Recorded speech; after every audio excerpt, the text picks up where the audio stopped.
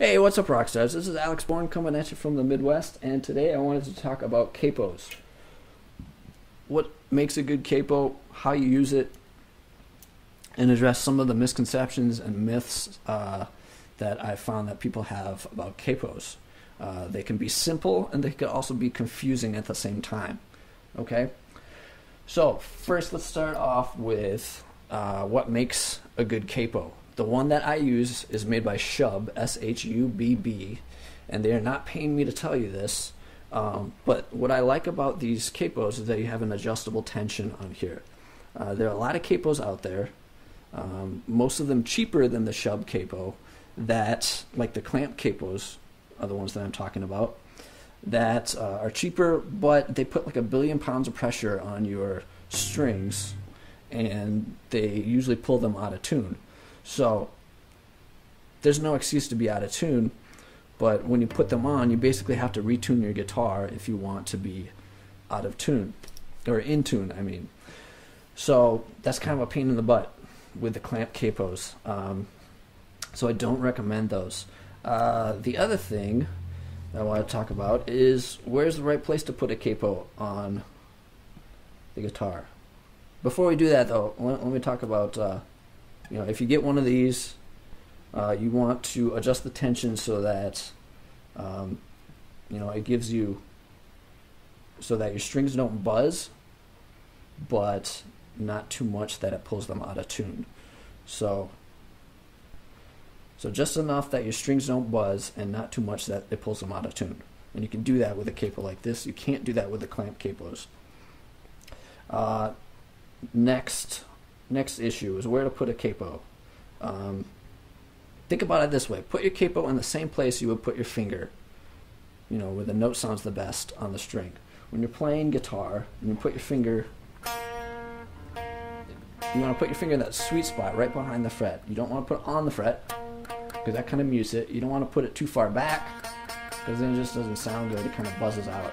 So that sweet spot right behind the fret, that's where you want to put the capo for all your strings, across all your strings.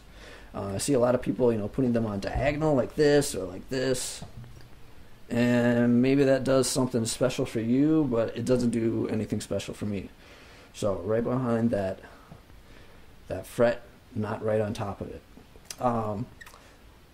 What is a capo for? A lot of people think that a capo changes keys for you. Well, it's kind of a half-truth.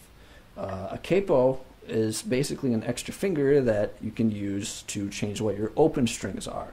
Okay? I'll show you what I'm talking about. So, probably some of the first chords you ever learned were these basic chords. Some people call them cowboy chords. Like G, D, C, A minor, so on and so forth. And these are good chords to know. A lot of people know them, so they're very convenient shapes. But unlike a lot of other chord shapes on the guitar, you can't move them around. If you do, they don't sound right. But you can move them if you have a capo. Okay? And the reason you can move them is because, if you move them up, then since they use open strings, your open strings are where you left them back then. They don't change along your fingers. But if you slap the capo on, then it sounds right, because that extra finger is holding down the strings for you. That's what a capo does.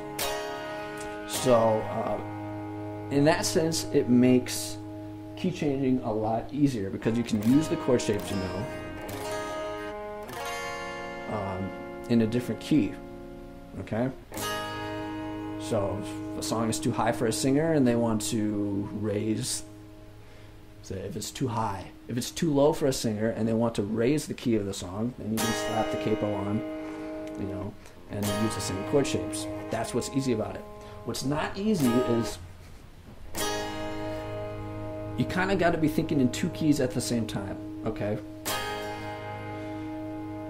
The reason I say that is because, here, to a guitar player, it looks like they're playing G, D, C,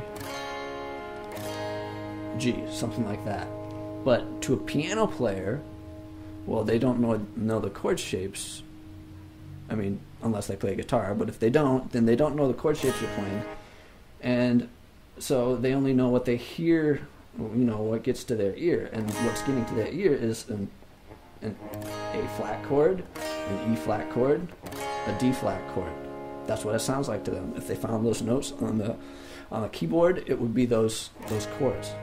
So you have to consider what other players are hearing when they're using the capo, and also if it's easy for you to remember just the chord shapes, think about that.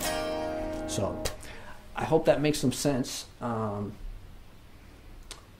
Probably definitely have questions on that, but you guys know you can shoot me comments or emails or tweets or whatever, and I'll answer them.